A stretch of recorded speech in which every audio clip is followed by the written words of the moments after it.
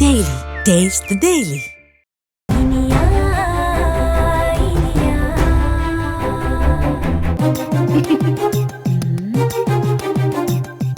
உன்னை கூடவே வச்சிருந்து 3 வேளையும் நீ ஆசைப்பட்டதெல்லாம் சமைச்சு கொடுத்தாதான் ஒரு மாமியாரா என் வாழ்க்கை முழுமையடையும். ஆசை அதுதான், ஆனா முடியலையே, என்ன பண்றது? அத்தை, டோன்ட் வரி அத்தை. அங்க சுத்தி இங்க சுத்தி கடைசி 3 மாசம் உங்க கூட சேர்ந்து இருக்கிற மாதிரி நான் எப்படியாவது பண்ணிடுறேன். நீங்க எதுக்கும் கவலைப்படாதீங்க. சரிமா, என்னமோ நீ சொல்ற. சரி, இப்ப எதுக்கு கால் பண்ண சொல்லு. அத்தை, அத்தை, விக்ரம்காக வாழைப்பூ சமைக்கலாம்னு சொல்லி வாழைப்பூ வாங்கிட்டு வந்தேன். ஆனா இந்த வாழைப்பூ வயித்துல குழந்தையோட இருக்கிற நான் சாப்பிடலாமா கூடாதான்னு எனக்கு டவுட் வந்துருச்சு. அதான் உங்களுக்கு கால் பண்ணேன். அட, வாழைப்பூ தானே, நல்ல காய் தானே சமைக்கிற. கர்ப்பிணிங்க இத தாராளமா சாப்பிடலாம். அது இன்னும் கர்ப்பப்பைக்கு சக்தியை கொடுக்கும். அப்புறம் அதுல நார் சத்து நிறைய இருக்கு. அதனால கர்ப்ப காலத்துல வாழைப்பூ சாப்பிடுறது ரொம்ப நல்லது. தாராளமா சாப்பிடலாம். அப்ப சரி அத்தை, இன்னைக்கு நான் வாழைப்பூவை ஜாம் ஜாம்னு சமைச்சிடுறேன். சரி சரி. அத்தை, அமுதா சித்தி விஷயம் என்னாச்சு? அமுதா சித்தி ஊருக்கு கிளம்புறதுக்கு ரெடி ஆயிட்டாங்களா இல்லையா? அவ ரெடி ஆயிடுவாளா? என்ன இனியா நீ? ஐயோ, நாங்களும் எங்க கையில இருக்கிற எல்லா வித்தையும் இறக்கிட்டோம். அவ எல்லாத்தையும் முழுங்கி ஏப்ப விட்டுட்டு நல்ல கல் தூண் மாதிரி ஸ்ட்ராங்கா உட்கார்ந்துகிட்டு இருக்கா. எதுக்கும் பயந்து இந்த வீட்டை விட்டு போற மாதிரி தெரியலம்மா. இனியா, டாக்டர் கொடுத்த மாத்திரையெல்லாம் சாப்பிடாம அப்படியே குப்பையில போட்டுறாங்க. அதுவும் அவங்க கிட்ட அப்பப்போ பேசி நான் நல்லாதான் இருக்கேன்னு ப்ரூவ் பண்ண முயற்சி பண்ணிட்டே இருக்காங்க. ஓ, அமுதா சித்தி அவ்வளவு ஸ்மார்ட்டா வேலை பண்றாங்களோ? அவங்க ஸ்மார்ட்டா இருந்தா என்ன, அவங்கள விட நாம சூப்பர் ஸ்மார்ட்டான பிளான் பண்ணுவோம். அத்தை, இன்னைக்கு ராத்திரி நாம வேற ஒரு ஷாக் ட்ரீட்மெண்ட் கொடுப்போம். அத்தோட அமுதா சித்தி துண்ட காணும் துணிய காணும்னு கிளம்பி ஓடுற மாதிரி செஞ்சிருவோம். என்ன ராத்திரி வேற ஒரு ஷாக் ட்ரீட்மெண்டா? அது என்ன பண்ண போற? சொல்றேன், நல்லா கவனமா கேட்டுக்கோங்க.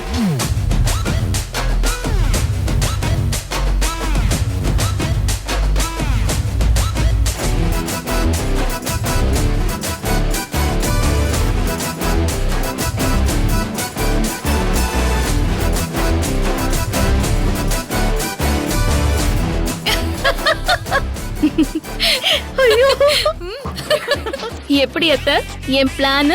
சூப்பர் இனியா. அம்மா, எங்க இருந்து இந்த மாதிரி ஐடியா எல்லாம் பிடிக்கிற? இப்பவே என்னால சிரிப்பா அடக்கவே முடியல. இங்க பாருங்க, நல்லா கேட்டுக்கோ. இந்த ஆபரேஷன்லயே ரொம்ப ரொம்ப முக்கியமான கண்டிஷன், நீங்க யாரும் அந்த நேரத்துல சிரிச்சிட கூடாது. புரிஞ்சுதா? ஐயோ, சிரிக்க முயற்சி பண்றோம், ஆனா நிச்சயமா நான் சிரிக்காம இருப்பேன். நானு என்னால சொல்ல முடியாது. அத்த, என்ன அத்த? இப்பவே சிரிப்பா அடக்க. சரி, நைட்டு மீட் பண்ணலாம். நான் இப்ப போனை வைக்கிறேன், சமைக்கணும்.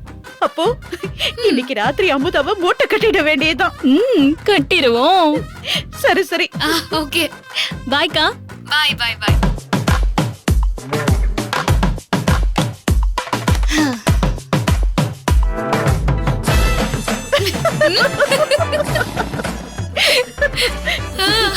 ஆமா. ஐயோ,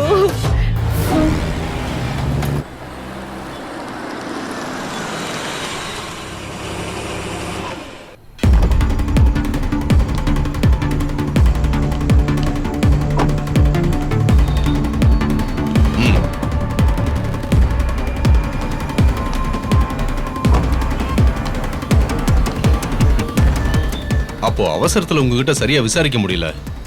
சொல்லுங்க, இங்க யாரு? உங்களுக்கு என்ன பிரச்சனை? உங்களை எதுக்கு விக்ரம் துரத்துறாரு?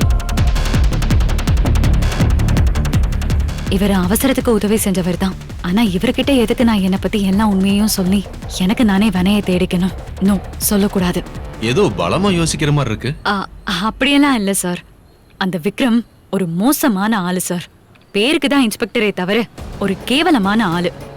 அதுவும் லேடிஸ் விஷயத்துல ரொம்பவுமே மோசம்.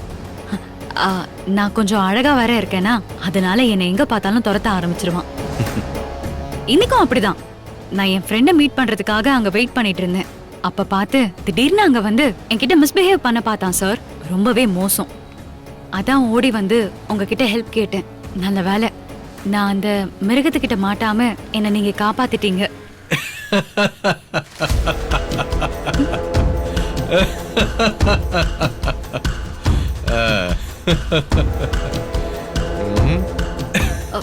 சார் எதுக்கு சிரிக்கிறீங்க? மாயா, விக்ரம் ஒரு நேர்மையான போலீஸ் ஆபீசர். விக்ரம் மாதிரியான நேர்மையான ஆபீசரை விரல் விட்டு எண்ணிரலாம். கோடி ரூபாயை கொட்டி கொடுத்தாலும் நெத்தி பொட்டுல துப்பாக்கியவே வச்சாலும் விக்ரம் அவனோட நேர்மையான பாதையிலிருந்து விலக மாட்டான். அதுவும் இந்த பொண்ணுங்க விஷயத்துல விக்ரம் நெருப்பு மாதிரி. அவனும் யாருக்கிட்டையும் தப்பான எண்ணத்தோட நெருங்க மாட்டான். அவங்கிட்டையும் யாரும் அப்படி நெருங்கிட முடியாது. எரிச்சிருவான் அவன். விக்ரம பத்தி எனக்கு எப்படி இவ்வளவு விஷயம் தெரியும்னு யோசிக்கிறியா? ஆமா சார். மாயா, அதுக்கு முன்னாடி உங்களுக்கு நான் யாருன்னு தெரியுமா? அது சாரி சார், எங்கேயோ உங்க இமேஜ் பார்த்த மாதிரி இருக்கு, ஆனா சரியா ஞாபகத்துக்கு வரல. ஒருத்தர்கிட்ட எதையும் பேசுறதுக்கு முன்னாடி அவர் யாரு என்னன்னு தெரிஞ்சுக்கிட்டு பேசணும். உங்களுக்கு மதிவாணன் குரூப் ஆஃப் கம்பெனிஸ் பத்தி தெரியுமா? தெரியும் sir. One of the most leading company in Tamil Nadu. அது மட்டும் இல்ல, மதிவாணன் கல்வி குழுமம், மலர் குரூப் ஆஃப் எஜுகேஷனல் இன்ஸ்டிடியூஷன்ஸ்னு அது கூட வச்சிருக்காங்க. நிறைய schools, engineering college, medical college இதெல்லாம் கூட இருக்கு சார். இவ்ளோ தெரிஞ்சு வச்சிருக்க. அந்த கம்பெனியோட சேர்மன் மதிவாணனோட முகத்தை சரியா ஞாபகம் வச்சுக்காம இருக்கியே. சார் ஞாபகம் வந்துருச்சு. நீங்க தானே mister Mathivanan? I am really sorry sir. Glad to meet you sir. Glad to meet you. எனக்கும் விக்ரமோட வைஃப் இனியாவுக்கும் நடுவுல திவ்யாங்கிற பொண்ணால ஒரு பெரிய பிரச்சனை போயிட்டு இருக்கு. அந்த பிரச்சனையில எப்ப வேணாலும் விக்ரம் நேரடியா களத்துல இறங்கலாம். அதனாலேயே விக்ரம் பத்தின டீடைல்ஸ் எல்லாத்தையும் நான் கலெக்ட் பண்ணி வச்சிருக்கேன். இப்ப விக்ரமோட மொத்த ஜாதகமே என் கையில இருக்கு. அந்த ஜாதகத்தோட ஒரு பக்கத்துல மாயான்ற உன் பேரும் இருக்கு. சார் என்ன பத்தி உங்களுக்கு தெரியுமா? தெரியாம என்ன? நீயும் விக்ரமும் போலீஸ் ட்ரைனிங் காலேஜ்ல ஒன்னா படிச்சிருக்கீங்க. படிச்ச காலத்துல உங்களுக்கு விக்ரம் மேல ஒன் சைடா லவ் இருந்திருக்கு. அதுக்கு முன்னாடியே உனக்கு அந்த இனியாவையும் தெரியும். விக்ரம் அந்த இனியாவை கல்யாணம் பண்ணிக்கிட்டதால நீ அவங்க மேல ஆத்திரமாகி அவங்கள பழி வாங்கறதுக்கு முயற்சி பண்ணிட்டு இருக்க. அதை விட ஹைலைட்டா நீ இதுக்கு முன்னாடி 2 கொலை பண்ணிட்டு லாக்அப்ல இருந்தும் தப்பிச்சு இப்ப தலைமறைவா வாழ்ந்துகிட்டு இருக்க. என்ன நான் சொல்றது சரியா? சார் விக்ரம் ஜாதகம் தான் உங்க கையில இருக்குன்னு சொன்னீங்க. இப்போ என்னோட டீடைல்ஸையும் அப்படியே சொல்றீங்க. அவ்வளவு கவனமா இல்லைன்னா இவ்வளவு பெரிய நிறுவனத்தை எல்லாம் நடத்த முடியுமா? ரொம்ப ஆச்சரியமா இருக்கு சார். ஓகே மாயா, நான் உங்களோட ரொம்ப நேரம் டைம் ஸ்பெண்ட் பண்ண முடியாது. எதிரிக்கு எதிரி நண்பன்ற அடிப்படையில நீயும் நானும் மீட் பண்ணி அந்த விக்ரமையும் இனியாவையும் என்ன செய்யறதுன்னு முடிவு பண்ணலாம். விக்ரம ஒன்னும் பண்ண முடியாம பல ஆட்கள் முயற்சி பண்ணிட்டு இருக்கிறப்ப நீ ஒரு பொண்ணா இருந்துகிட்டு நீ அவனோட கண்ணில் விரல விட்டு ஆட்டினு கேள்விப்பட்டிருக்கேன். அதனால உன்ன மாதிரி ஒரு ஆள் என் டீம்ல இருக்கிறது எனக்கு ரொம்ப முக்கியம்னு நினைக்கிறேன். இது என்னோட விசிட்டிங் கார்டு. இதை வச்சுக்க. உனக்கு எந்த உதவினாலும் என்கிட்ட தயங்காம கேட்கலாம். Sure sir. Thank you so much. Shall I drop you? No sir, thank you. இந்த அளவுக்கு ஹெல்ப் பண்ணதுக்கு ரொம்ப thanks. Okay. Thank you sir. நான் வரேன். Bye.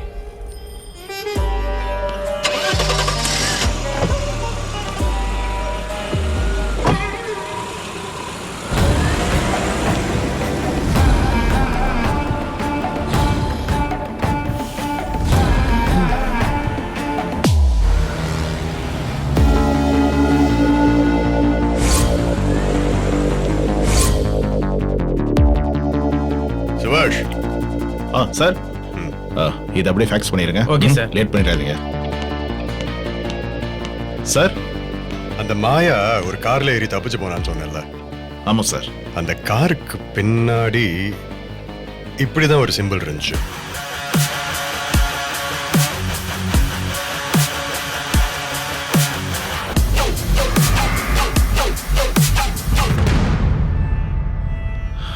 சார், நானும் ஏதோ ஒரு கார்ல பார்த்துருக்கேன் சார். எனக்கும் இதுக்கு முன்னாடி எங்கேயோ பார்த்த மாதிரி தான் தோணுது. இந்த சிம்பிள் இருக்கிற கார்லாம் ஒரே ஓனரா இல்ல ஒரே ஆர்கனைசேஷனுடைய கார்ஸா கூட இருக்கலாம். ஆமா சார், அப்படி இருக்க வாய்ப்பு இருக்கு. சுபாஷ், இந்த சிம்பிள் இருக்கிற காரை எங்க பார்த்தாலும் அங்கேயே நிறுத்திடு. அது யாருடைய கார்னு கண்டுபிடிச்சு சொல்லு. கண்டிப்பா சார். சார், வேணும்னா கண்ட்ரோல் ரூமுக்கு தகவல் சொல்லி எல்லா டோல்கேட்டுக்கும் இந்த விஷயத்தை ஸ்ப்ரெட் பண்ண சொல்லுவா சார். வேணாம் வேணாம் வேணாம். மாயா தற்செயலா அந்த கார்ல ஏறி போனாளா இல்ல அந்த கார் ஓனருக்கும் அவளுக்கும் சம்பந்தம் இருக்கான்னு இன்னும் தெளிவா தெரியல. அது தெரியாம நாம இந்த விஷயத்தை ஸ்ப்ரெட் பண்ணா அது பெரிய பிரச்சனையாகி விஷயம் சீரியஸ் ஆயிரும். அதனால நம்ம ரேஞ்சிலே விசாரிப்போம். ஓகே சார், அப்டேட் பண்றேன். செல்வண்ணே. தேங்க்யூ. என்னங்க சார்? செல்வம்,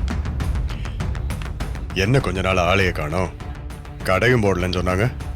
வழக்கமா சிரிச்சுக்கிட்டு கலகலன்னு இருக்கிற முகம், இன்னைக்கு அந்த சிரிப்பையே காணுமே. என்னாச்சு, எங்க போனீங்க?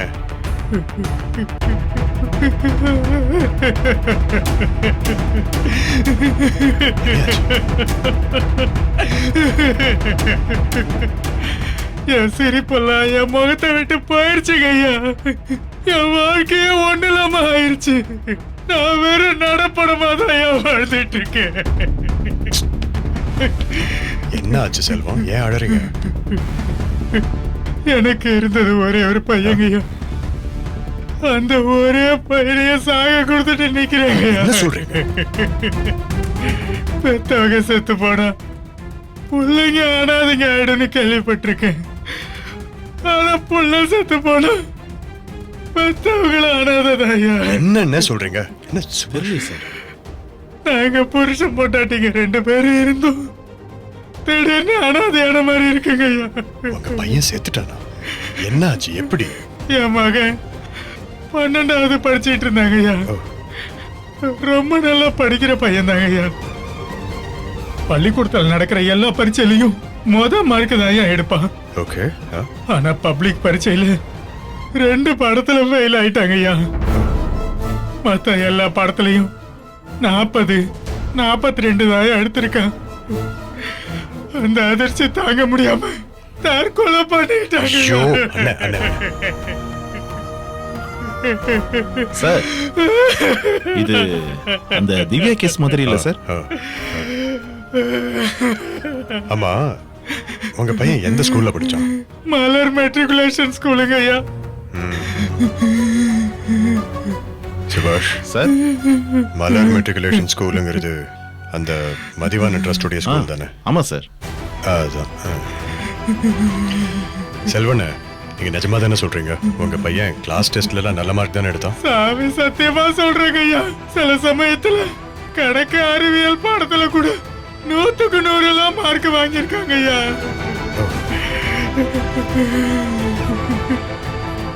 திவ்யாவும் நல்லா படிக்கிற பொண்ணு, இவர் பையனும் நல்லா படிக்கிற பையன்.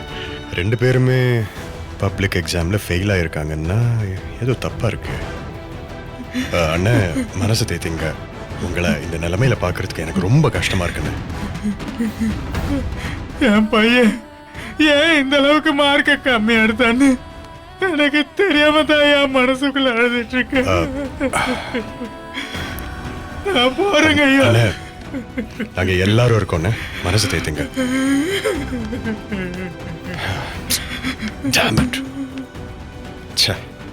சுபாஷ் சார், திவ்யா கேஸோட இந்த விஷயத்தையும் நோட் பண்ணி வச்சு sir. Something fishy here.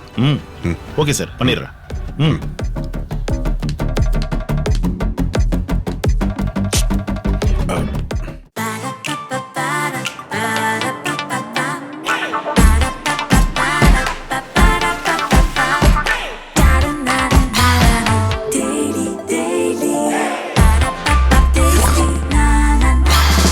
Daily. Daily. Taste the Daily. Saregama TV shows Tamil YouTube சேனல்ல லைக் பண்ணுங்க, கமெண்ட் பண்ணுங்க, ஷேர் பண்ணுங்க, சப்ஸ்கிரைப் பண்ணுங்க.